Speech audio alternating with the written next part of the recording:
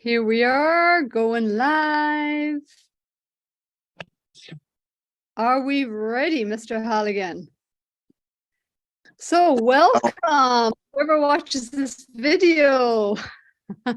Got a very special person to interview today.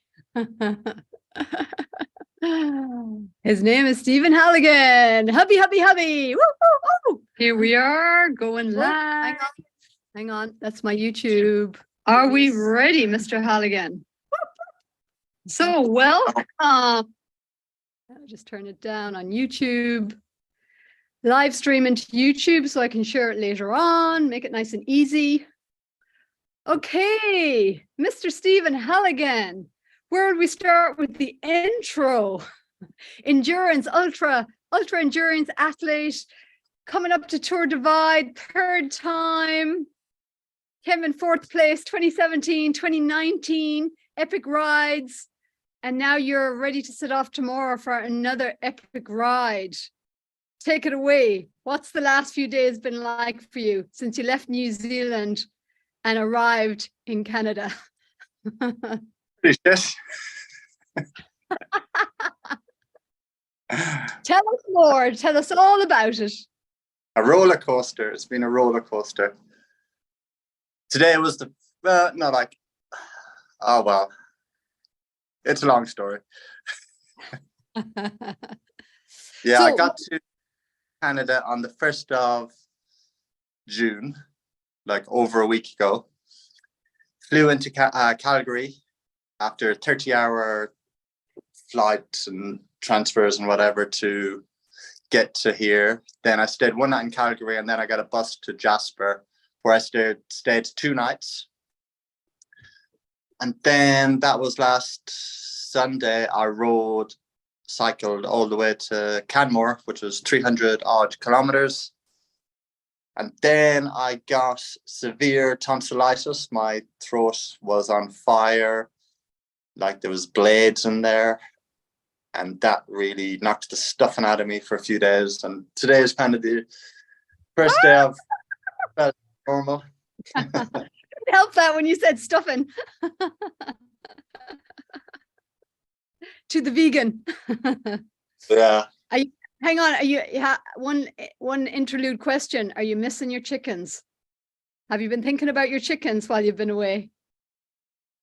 I probably thought about them once or twice. Wonderful. I'll let them know you've been thinking about them. Good.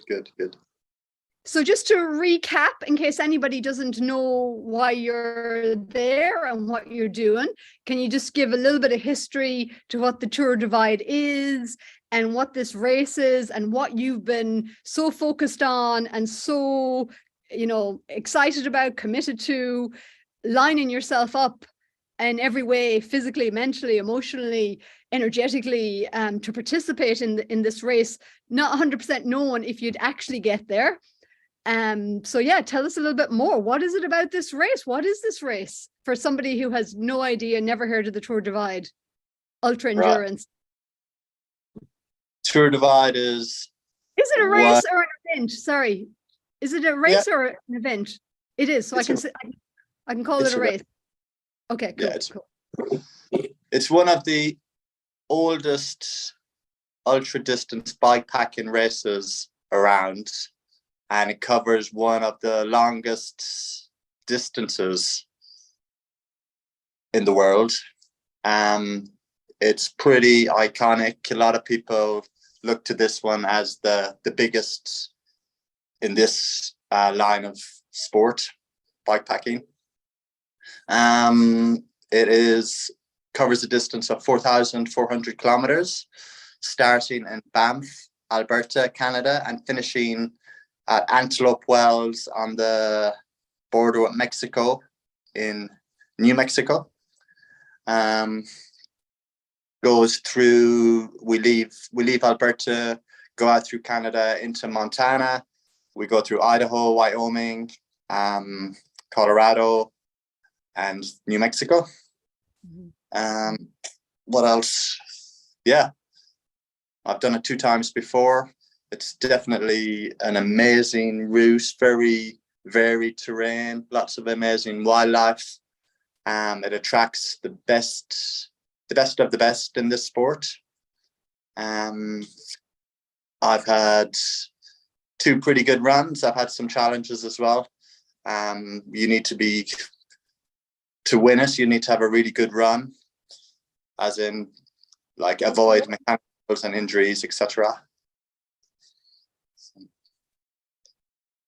Yeah, and so the physical fitness is one thing, but what else? So mechanicals, you need to have some know-how about bikes and gear, and obviously the physical workout. What else is, because it seems like there's a specialness to these kind of races that is asking for more than just the physical training and even the know-how around your bikes, and you're fully self-supported. So what's it like to be out there on your own, fully self-supported, day after day? How many hours approximately are you riding? Give us a bit more intel into what is that experience like, and what's been required from you to show up into it. And that, I guess the race pulls out of you in a way, like nothing else does. Yeah, it's the full package, really. You gotta, as you say, you gotta have the skills, riding skills, fixing bike skills, then the fitness, mental strength as well is very, very important. And you're flicking my face. Oh, sorry, no, I was getting messages on my phone. I know you're busy. Lots of people wishing you a speedy recovery and giving you lots of good vibes. It's been amazing. Thank you so much for all the support. I'm sure you want to say a big thank you as well. Yeah, thank you so much for all that. Where was I? Yeah, so I've lost my train of thought. Wife interrupter. I'll pull you back into it. So so we're talking about like in the race, so the bike, so obviously the skills for fixing your bike, putting up a tent, the physical fitness, and what else? Well, you get challenged, and you get challenged in so many ways, and you have to deal with things that you don't normally have to deal with in the comfort of normal day-to-day life. So they're the things you have to handle if you want to get to the end of one of these things. So, and you're riding your bike every day back to back over such long distance that you're really pushing the limits. Especially, if you're aiming to be in the top 10 or top 20, because you're covering a lot of ground every day. So yeah, it's like mentally, physically, emotionally, spiritually, just everything. It's just the whole package, and it's very transformational. Every ride like this I do is profound and transformational, and still I've done so many now, but I'm still learning lots of different things about myself and about my body and about my bike and about different places I go to, different cultures as well, which is amazing. It's just an amazing sense of adventure, freedom. Yeah, it's just amazing. It's the best. I mean, the first time you did Tour Divide, and just, what seemed to stand it out from anything else, and just the blogs I'd written, or not I'd written, I haven't been doing it, but other riders had written, Josh Cato, is it? I remember reading his one.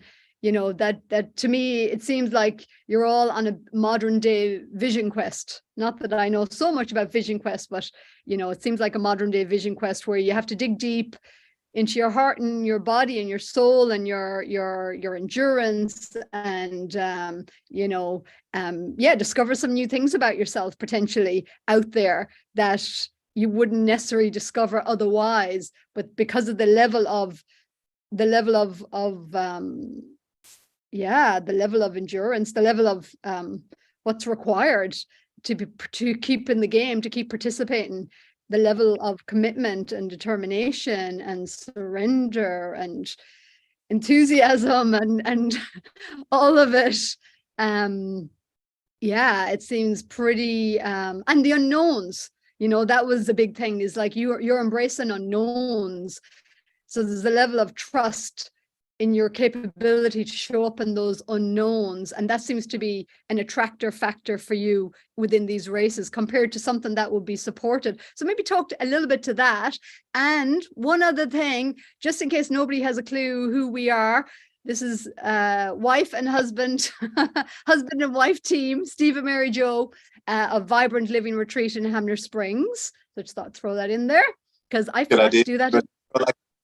I know, intro in the middle of the video rather than the beginning. I'm Steve, by the way. Note to self, do that at the beginning of the video. Always learning, always a student. But yeah, going back to what I said about embracing unknowns, because I think, that's one of the mind-boggling things to us who are sitting at home. Like, it's like, like what you're putting yourself into quite happily. Tell us more about that, the attraction into, even though you have done this twice before, but there's, none of you know where the weather's going to go, or like there's so many unknowns, because it's, yeah, how would you explain the country that you're really going through? You're off-road. Can you talk a little bit more about that? Yeah, like even though I've done it two times already, this route, I know the course, but yeah, there's still going to be so many things that will be different. It'll be completely different adventure. There'll be things that happen that won't have happened the last times. So that's why it's equally as exciting to do it again. And on the other hand, it is also even more exciting to do it for the first time, or to do an inaugural race like I've kind of done a few in recent years, where, yeah, you really are going into the unknown and you don't know, you have no reference points, no blogs, especially if it's an inaugural race. So, yeah, you're just kind of, you've been some of the first people to ride these courses, and times it takes between resupplies and mountain passes, and then all the other factors of weather and terrain and whatever can happen really out there. So yeah, there's so many variables, like animals, yeah. Like anything can happen any day, and you have to be prepared for that. You can have like a loose plan, but I don't have a strict set plan, because that can change tomorrow morning. Mm-hmm. The next day it could change, and then you have to adapt and work around it. And then, yeah, you got to move on to plan B or plan C. So you got to have a lot of flexibility and, yeah, not panic, take it in your stride, do deep breathing and sort whatever issue or challenge might arise, and then move on. And yeah, it's quite the sport. Sure is, it sure is. What else would I like to ask you? Anything else you want to share? I had different things going through my head, and then yeah, I mean one of the things, and you already in your, maybe talk about your cycle. So you took the different flights to get from New Zealand to, where did you drop into? And then you went to Jasper, and then from Jasper you cycled to Canmore, and then that's when the tonsils came up and your energy went down, foggy brain, grumpy husband. I mean, beautiful man. Not his happiest version for a couple of days. It was a terrible week. But talk about the ride, because you seemed like, I was talking to you when you were on that ride. I rang you, and like you sounded like you were having a pretty epic time and just loving the country, and the pictures, were absolutely amazing. And you met a couple of fellas, bears. Yeah, so I landed in Calgary, and then I stayed in Calgary, And then I got a bus all the way to Jasper, and I stayed there 2 nights. Yeah, like I was feeling okay. I was feeling not 100%, and I just put it down to, you know, traveling through time zones and jet lag and blah, blah, blah. And there was a slight tickle in my throat, but I was feeling okay. So then last Sunday, I left really early to ride all the way here to Canmore, on the Icefields Parkway Highway, I think it's called. Absolutely stunning route through the mountains, like really mind-boggling.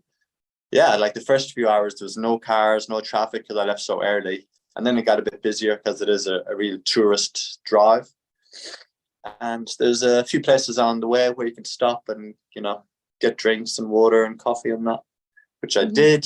So just on the phone, Craig, I'll be up in a minute. Someone at the door. And then, yeah, so I think it was 12 or 13 hours all up when I rocked into Canmore. Yeah. It was beautiful, yeah. Yeah, I've seen some black bears. Yeah. Yeah. Yeah, you met a few of the locals. The sheep, were the sheep as well? Those are the pictures you sent me? Some kind of sheep. They were, I don't know what they were. They looked like a cross between sheep and goats. Yeah. I have no idea. Funny. Yeah. And then that's when the tonsils came really up the next day. So it was nice that you had that ride. Not that evening, once I got here. Really? Yeah, like that night. Wow. That night they got progressively bigger and bigger. I didn't have a good night's sleep that night. Yeah. Next day I was pretty much all day in bed. I did have to go for a walk to the shop, about like less than a kilometer, to get water, and that was it. Came back in bed, and then the next day, Tuesday, pretty much in bed all day too that day. Could barely talk, couldn't eat, even drinking water was hard because I couldn't swallow. Yeah, it was like crazy. Yeah. But the other side effects of that was like I was like headachy, phlegmy, bunged up. My whole body ached. I had no energy. I was like, oh my God, this is just really, yeah. Yeah, it was quite a surprise actually, but just had to accept this and surrender to it in the end. Bittersweet surrender. Resistance got me nowhere. Yeah.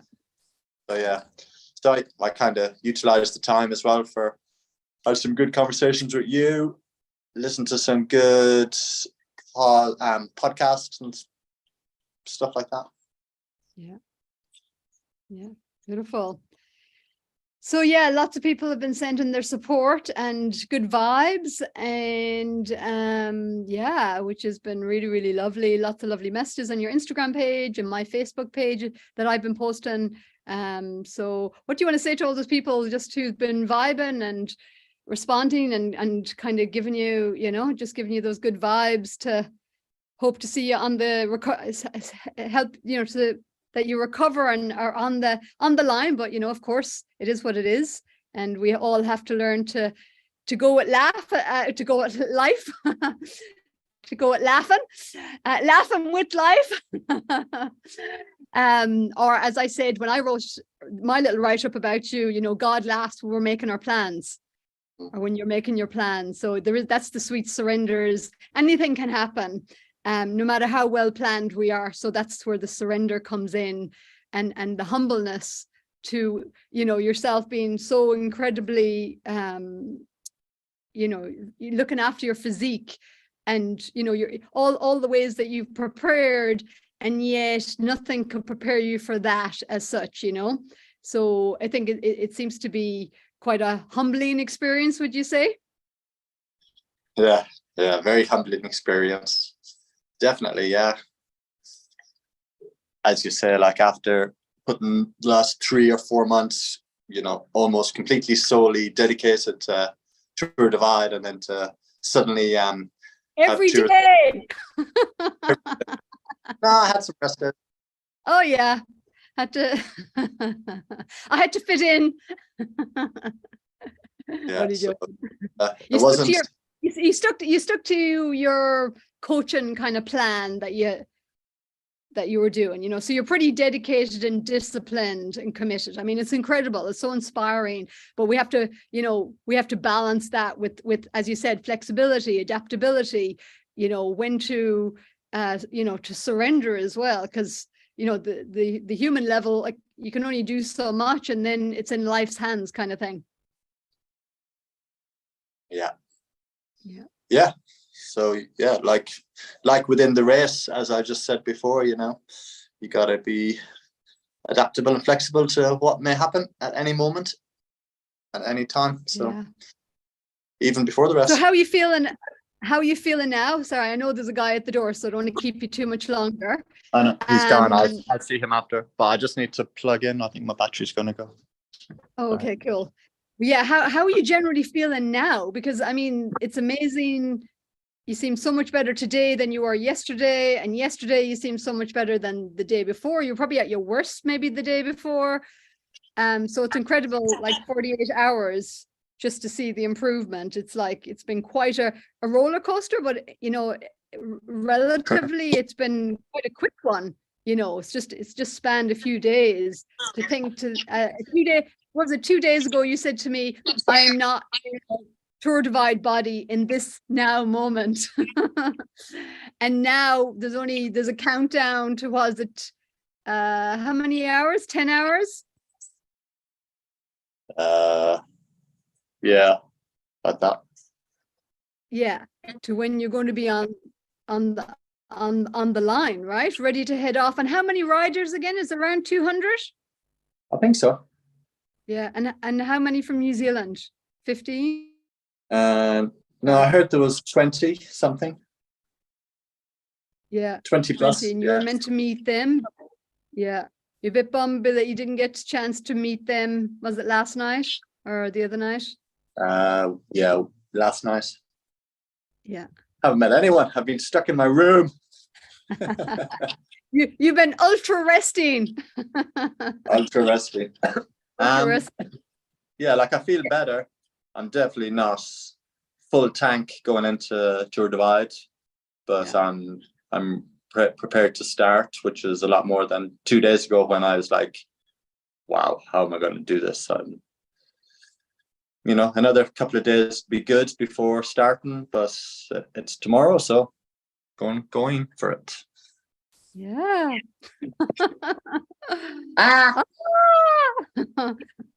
Feels exciting anyway. Whatever happens, and that's just life, right? Yeah.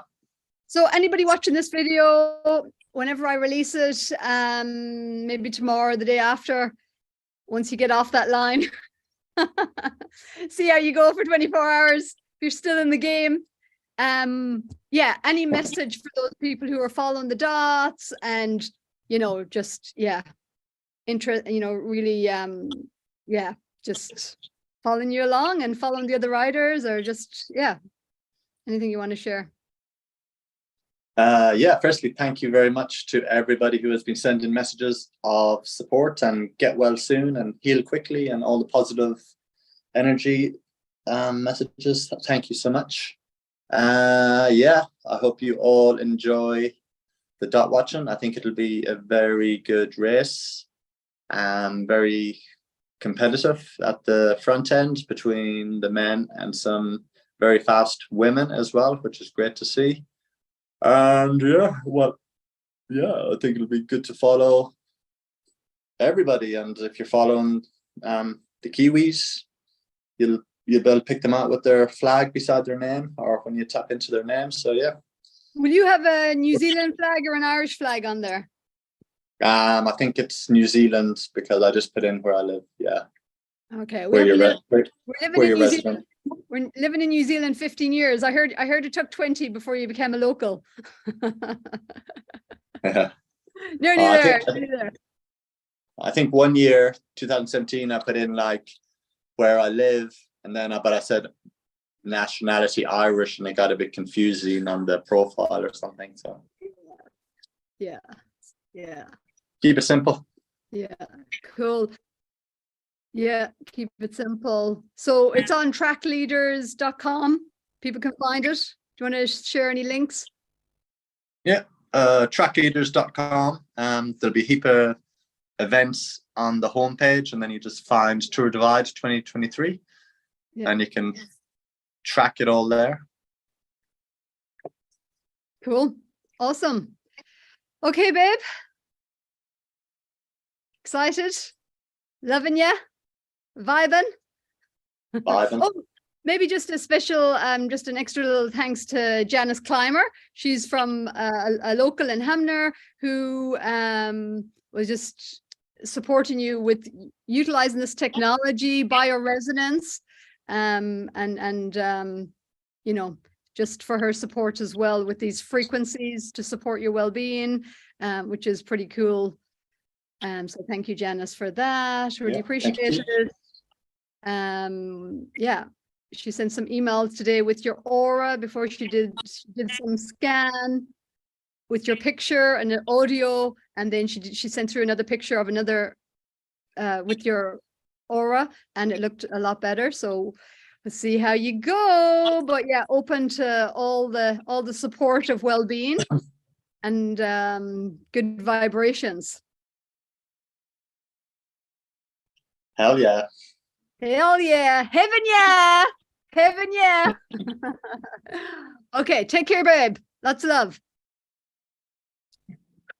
See ya. Bye. Bye. Adios. Adios.